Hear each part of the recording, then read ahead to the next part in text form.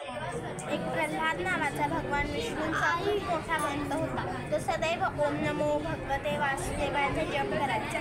त्याचे पिता हिरण्यकशिपू ह्याला हे नाही आवडायचे. त्यांनी त्याला समजवायचा खूप प्रयत्न प्रल्हादने नाही ऐकले. त्याला थांबवण्यासाठी हिरण्यकशिपूने प्रल्हादला गरम तेलात तळलं, उंच दरीवरून खाली टाकलं, सापाच्या कोठडीत बंद केलं. पण त्यापासूनही भगवंतांनी त्याचं रक्षण केलं. एकदा हिरण्यकशिपूची बहीण होलिका हिरण्यकशिपूने सगळं काही होलिकाला सांगितलं. होलिका म्हणाली की मला ब्रह्मदेवांकडून वरदान आहे, मी आगीतून भस्म होणार आहे. मी प्रल्हादला घेऊन आगीत बसली.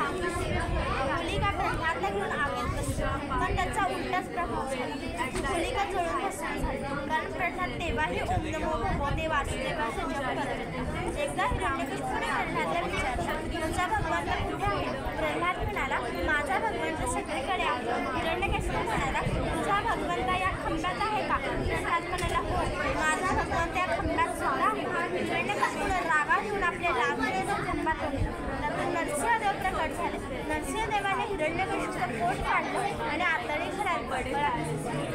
खरं तर जेव्हा हिरण्यकशिपूने तपस्या केली होती त्यावेळेस त्याला भगवान ब्रह्मदेवांकडून अमरत्वाचं वरदान होतं. ब्रह्मदेव म्हणाले की मी तुला हे वरदान नाही देऊ शकत, कारण मी स्वतः अमर नाही.